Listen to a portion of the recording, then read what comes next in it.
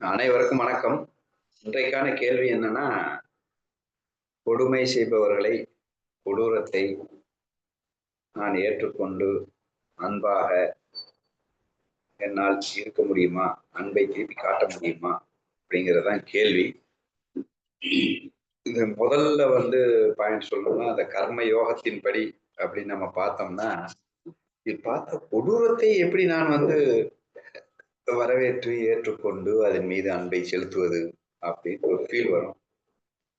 ஆனா தன் மீது அக்கறை உள்ளவன், தன்னை வலிமைப்படுத்த வேண்டும் என்று நினைப்பவன், தான் மெருகேற்ற வேண்டும் என்று நினைப்பவன் கொடுமையை வரவேற்றுவான். எப்படி? பிரச்சனை இல்லை, எல்லா இடத்துலையும் கொடுமையை வரவேற்கிறோம். ஆனா ஒரு சில இடத்துல மட்டும் கொடுமையை வரவேற்பதில்லை.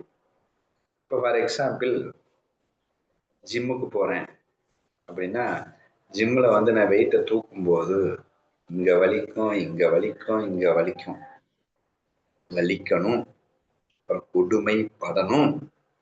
அப்போ இதை நான் கொடுமை செய்தால்தான் அது வலிமையாகி விடுகிறது. இப்போ அதனால அவனே வாலண்டரியா கொடுமைப்படுத்துகிறான், வெயிட் அவனா தூக்கிறான். அடுத்து விரதம், பட்டினி என்பது கொடுமை. அப்ப விரதம் என்னும் பட்டினி என்கின்ற கொடுமையை வாலண்டரியா நாளைக்கு பாதி பேர் போட போறோம், ஏகாதசி. அப்ப வாலண்டரியா கொடுமையை வரவேற்கிறான். ஏன்னா அது என்னை வலிமைப்படுத்துகிறது, எனக்கு பல புரிதலை தருகிறது, என்னை மேம்படுத்துகிறது, எனக்கு ஆரோக்கியத்தை தருகிறது. ஸோ ஆதலால் நான் கொடுமையை வரவேற்கின்றேன். அப்ப இந்த இடத்துல எல்லாம் நம்ம கொடுமை நாமளே வாலண்டரியா போய் பட்டுக்கிறோம் அப்படிங்கும்போது, அதேதான் ஒரு சாதகன் மனதை வலிமைப்படுத்த வேண்டும் என்றால், இப்பேற்பட்ட விஷயங்களை அவன் எப்படி ஜிம்ல இருந்து அந்த வெயிட்டுகளை எல்லாம் தூக்கும் போது தன்னை வலிமைப்படுத்த வருகிறது என்று அதை அன்போடு ஏற்றுக்கொண்டு பொறுத்து கொள்கிறானோ, அப்படி அதை அன்போடு வரவேற்று ஏற்றுக்கொண்டு பொறுத்து கொள்ள அவனுள்ள மனோதிடம், மனோ வலிமை, மனோ தைரியம் எல்லாம் அப்படியே ஊற்றி மேலேந்தி கொண்டிருக்கு. அப்ப இங்க ஒரு சாதாரண சதை வளர்ப்புக்கே அப்படி ஒரு கொடுமையை அனுபவிக்க தயாராகும் போது, தன்னுடைய மனோதிடத்துக்கு, தன் மனதால் தான் எல்லா இன்பத்தையும் அடைகின்றான். தான் எல்லா கஷ்டத்துக்கும் காரணம் இந்த கொலைத்தனமான மனம்தான். ஸோ அந்த மனதை திடப்படுத்துவதற்கும், மெருகேற்றுவதற்கும், வலிமைப்படுத்துவதற்கும் நான் அதை ஆனந்தமாக வரவேற்று ஏற்றுக்கொள்கிறேன் அப்படின்னு ஒரு உணர்வு வந்துச்சுட்டா ஈஸியா இருக்கு. அப்படிதான் ஏத்துக்கணும். இன்னைக்கு காலையில கூட ஒரு ஷார்ட்ஸ் பார்த்தேன். அந்த ஷார்ட்ஸ்ல இந்த இரண்டாம் உலக போரை பத்தி வரவேற்கிறாங்க. இந்த இரண்டாம் உலக போர்ல அமெரிக்காவின் ராணுவ தளபதி 2 பேர் இருந்தாங்க. ஒரு தளபதி என்ன சொல்றான் அப்படின்னா, அவங்க மக்கள் மேல் நான் ஜப்பான் மேல ஜப்பானின் மக்கள் மீது நான் போரே எடுக்க மாட்டேன். அப்ப அவங்க ஆயுத கிடங்கு, அவங்க பிளைட் வச்சிருக்கிற இடம், ஆயுதங்கள் தயாரிக்கும் தொழிற்சாலை அப்படின்னு சொல்லிட்டு அதுல குண்டை போட்டு அவனை வலிமை இழக்கச் செய்து அவனை வெல்ல வேண்டும் அப்படிங்கிறது அவருடைய கொள்கை. இது வேலைக்கு ஆகல. 3 வருஷம் ஆகுது, 5 வருஷம் ஆகுது, போர் தொடர்ந்துட்டே இருக்கு. அவனை கண்ட்ரோலே பண்ண முடியல. அவன் பிச்சு தூக்கி கிளப்பிட்டு போறான் ஜப்பான். அப்ப கண்ட்ரோல் பண்றதுக்கு என்னடா பண்றது அப்படின்னு யோசிச்சாங்களாம். யோசிக்கும் போது ஒரு ஐடியா வந்தது. என்னன்னா, ஒரு பாம்பை தயாரிச்சானுங்க. அந்த பாம்பு போட்டோம்னா அந்த பாம்பு வெடிச்சு தீப்பிழம்புகளாக வரும். தீப்பிழம்பா தான் அதுல தண்ணி ஊத்தினாலும் அந்த தீ அணையாது. அதுக்குள்ள அப்படி ஒரு கெமிக்கல் போட்டு விட்டோம்னா அது வாட்டி எரிஞ்சுக்கிட்டே இருக்கும். வீட்டுக்குள்ள விழுந்தா வீட்டு எரிஞ்சுட்டே இருக்கும். ஆள் மேல விழுந்தா ஆள் எரிஞ்சுக்கிட்டே இருப்பான். அப்படியே பல ஆயிரக்கணக்கு அப்படியே துகிண்டு விழும். ஸோ அதனால அதை போட சொன்னானா. ஒரு 300 ஃபிளைட்டை கொண்டு போய் போட்டு விட்டுருணும்.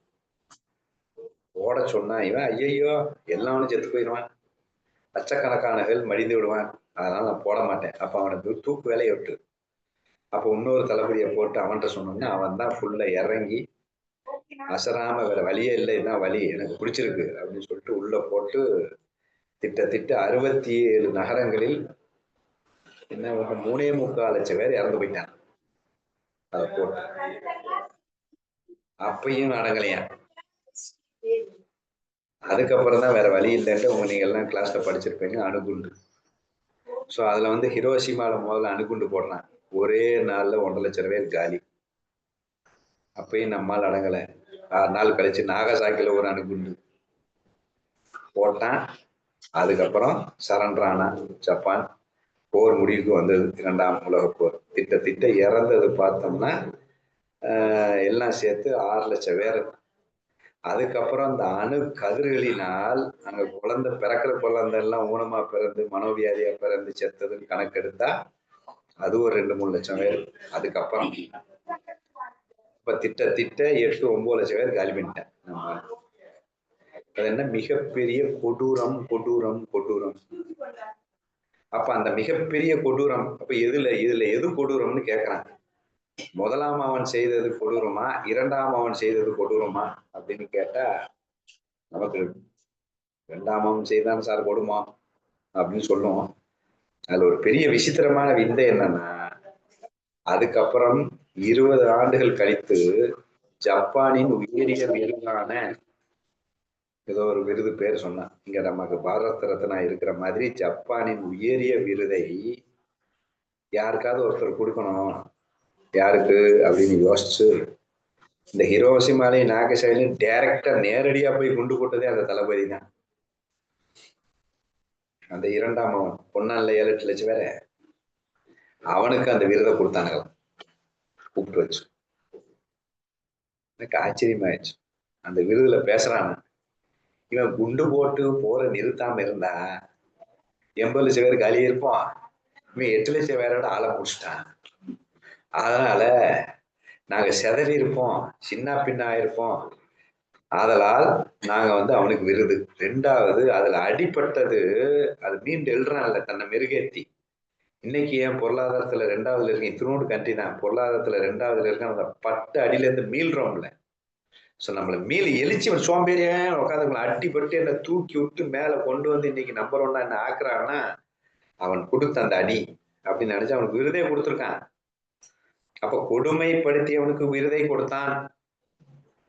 எவ்வளவு பெரிய கொடுமை. தன் நாட்டு மக்களை 8 லட்சம் பேருக்கு குழந்தை கர்ப்பிணி எல்லாத்தையும் காலி பண்ணானுங்க. ஈவு இறக்கம் அவனுக்கும் போருக்கும் சம்பந்தமே இருக்காது. 8 லட்சம் பேருக்கும் போருக்கும் சம்பந்தம். அங்க இந்த நாட்டு அதிபதிக்கும் அந்த நாட்டு அதிபருக்கும் அந்த நாட்டு அதிபருக்கும் இருக்கிற மிஸ் அண்டர்ஸ்டாண்டிங்கோ ஈகோ கிளாஸ்லயே அங்க போர் நடந்துட்டு இருக்கு. உள்ள இருக்கிற மக்கள் என்ன பண்ணா, அவன் ஒண்ணுமே பண்ணல. அவன் 8 லட்சம் பேர் காலி.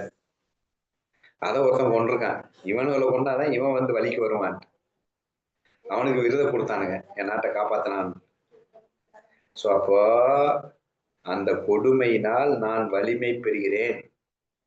அப்படி இந்த ஜிம்முக்கு போனா நான் வலிமை பெறுவது போல, அப்ப இங்க ஜிம்முங்கிறது நம்ம மனசு. ஸோ அந்த மனதை நான் வலிமை பெறுகிறேன், அதை வலிமையை ஆக்கிக் கொள்கிறேன் என்று ஒருவன் கர்மயோகத்தில் இறங்கிவிட்டால் அப்ப அந்த கொடூரத்தை அவனால் ரசிக்க முடியும். நமக்கு கர்மயோகம்லாம் வராது அப்படின்னா காணல் நீர் இல்லைன்னா ஐயா நம்ம பரபிரம்மம் அனைத்தும் மாயை, கனவிலேயே கனவு என்று கண்டுவிட்டால் இதை நம்மால என்ஜாய் பண்ண ஆரம்பிச்சிடலாம். ஞான யோகத்தோட சிறப்பு என்னன்னா, அவன் வந்து அதை யூஸ் பண்ணிக்கிட்டான், இவன் என்ஜாயே பண்ணவன். கனவிலே புலி துரத்தினால் அது கொடூரம். அவன் வந்து அந்த புலியோட விளையாட ஆரம்பிச்சிடான். கொடூரத்தோடு விளையாட. மாயை அது ஒண்ணும் பண்ணாது, ஏன்னா இன்னுமே பண்ணாது. சோ மாயை அப்படின்னு வரும்போது அதை முழுமையாக புரிந்து கொண்டவன் அது விளையாட்டு. அவனை பொறுத்த வரைக்கும் நமக்கு தான் அது கொடுமை. இப்ப பேஸ்கெட் பால் விளையாடுறோம், எதிரில இருந்து கையை தூக்கி தூளை தூக்கி நம்மளை போட விடாம மிகப்பெரிய கொடூரம் தான் செய்கிறான். ஆனால் அவனை பொறுத்த வரைக்கும் அது விளையாட்டு. அப்போது அந்த விளையாட்டுக்கு அவன் மூல காரணமா இருக்கிறான், அதை ரசிக்க ஆரம்பிச்சிடும். நம்மளை பொறுத்த வரைக்கும் தான் கொடுமை. ஆனா ஞான யோகி அது மாயை, அது விளையாட்டு. ஸோ மாயங்கும் போது அவன் பாதிக்க போறதே இல்லை. அவன் ஃப்ரெண்ட்லி மேட்ச் பாவனைக்கு போயிடுறான், அவன் விளையாட ஆரம்பிச்சிடறான் அப்படின்னு எடுத்துக்கலாம். அதுக்கு எக்ஸாம்பிள் நம்ம கிரிக்கெட்டை சொல்லுவோம். கிரிக்கெட்ல இவன் பந்து அடிச்சுட்டு ஓடணும். ஒருத்தன் வேகமா இந்த கல்லு மாதிரி பந்தை கொண்டு வந்து 150 கிலோமீட்டர் பெறாத ஓடி வந்து மூஞ்சில எறிகிறான். பின்னாடி ஒருத்தன் வந்து காலை வாடுறதுக்குன்னே பின்னாடி உட்காந்துருக்கான். மீதி 9 பேர் சுத்தி நிக்கிறான், தன் முன்னேற்றத்தை ரன் எடுக்க தடுக்கணும், முன்னேற்றத்தை தடுப்பதற்கு. அப்ப வாழ்க்கையில முன்னாடி இருந்து ஒருத்தன் அடிக்கிறான், பின்னாடி காலை வரலாம், மீதி 9 பேர் நம்மை முன்னேற விடாமல் தடுப்பதற்கு கண்குத்தி கழுகாக பார்த்து கொண்டிருக்கும் அவர்கள் அப்படின்னு நம்ம வாழ்க்கையில பார்த்தோம்னா திணறி சிக்கு பின்னமாக்கி இதெல்லாம் ஒரு வாழ்க்கையா அப்படின்னு குற்றம் சொல்லிட்டு இருப்போம். ஆனா விளையாட தெரிந்தவன் அந்த பந்தை எப்படி இவர்களிடந்து ஏமாற்றி அதை லாபமாக விளையாடி என்ஜாய் செய்வதுன்னு போயிட்டான். அது மாயையில இருக்கிறவன் என்ஜாய்மெண்ட், அது கனவு. அது அப்படியே இங்க வந்தோம்னா சரண்டர். இந்த சரண்டர்ல இருக்கிறவன் என்ஜாய் பண்ணுவான். இவன் கொஞ்சம் டிஃபரெண்ட். கொடூரன் என்ஜாய் பண்ண மாட்டான். இவன் தான் யார்கிட்ட சரண்டர் ஆயிருக்கானோ அவனை என்ஜாய் பண்ண ஆரம்பிச்சிடும். அது குருவோ கண்ணனோ அவனை என்ஜாய் பண்ண ஆரம்பிச்சிடும். இப்ப அவனை என்ஜாய் பண்ணும்போது இதெல்லாம் கண்ணுக்கே தெரியாது. நம்ம பார்த்தோம்ல 2வது அத்தியாயத்துல 65 பிரசன்னவதா எப்போதும் மனம் ஆனந்தத்தில் அவனை என்ஜாய் பண்ணிட்டே இருக்கிறான். அப்ப இந்த சைடு வர்ற சம்சார துக்கம்லாம் அவனுக்கு துக்கமாவே தெரியாது. அப்ப காதலன் காதலியை நினைத்து ஆனந்தமாக பூரித்து கொண்டிருந்தானா, அவங்க அம்மா திட்டினாலும் சரி, அப்பா திட்டினாலும் சரி, அப்பா அடிச்சாலும் சரி, வேலை போனாலும் சரி, லாஸ் ஆனாலும் சரி, எப்பேற்பட்ட கொடூரமும் கொடுமைகள் அவனிடம் நடந்தால், நண்பர்கள் விட்டு பிரிந்தாலும் சரி, எத்தனை கொடுமைகள் அவனுக்கு நடந்தாலும் அதை டேக் கேர். ஏன்னா இவன் மனமோ அங்கே ரசித்து என்ஜாய் செய்து கொண்டிருக்கிறது. நம்ம படத்திலே டைரக்டாவே காதலியே வந்து திட்டிட்டு இருப்பா, இவன் அதை அப்படியே சிரிச்சு சிரிச்சு ரசிச்சுட்டே இருப்பான். ஏன்னா இவன் காதல்ல இருக்கிறான். அப்படி அவன் சரண்டருக்கு போயிட்டான்னா அந்த உணர்வுல, அந்த பிரேமையில, அந்த காதலில இதெல்லாம் காது கேட்காது. வரணும்னாலும் ஐயோ என்ன சரி எடுத்துக்கோ அப்படின்னு சொல்லிட்டு இந்த சைடு வந்து திட்டுறதையும் சரி, புகழ்றதையும் சரி, கொஞ்சுறதையும் சரி, எதுவா இருந்தாலும் சரி அவன் கணக்கு இல்லை, அவன் எல்லாம் அங்க நடந்துட்டு இருக்க அப்படிங்கிற அந்த பிரேமையில அங்க வந்து சரண்டர் ஆகி பிரேமையில இருந்தான்னா இது வந்து ஆட்டோமேட்டிக்கா அவன் வந்து இந்த கொடுமையை வந்து அவனால வந்து ரசிக்கன்னு சொல்ல முடியாது. இவன் ரசிப்பு அங்க இருக்கிறதுனால அந்த குடும்பக்காரனை கொடுமைப்படுத்தாமல் பாதிக்காமல் இருந்து விடுவான் அப்படிங்கிறத எடுத்துக்கணும். இததான் வந்து நீங்க வந்து இதுல நம்ம யூனிக் என்ன, எனக்கு எது செட் ஆகும் அப்படிங்கிறத அவர்களின் தனித்தன்மையை பொறுத்து அதை ஒருத்தர் ஃபாலோ செய்தால் கண்டிப்பாக ரசிக்கலாம். இதுதான் என்னுடைய பதில்.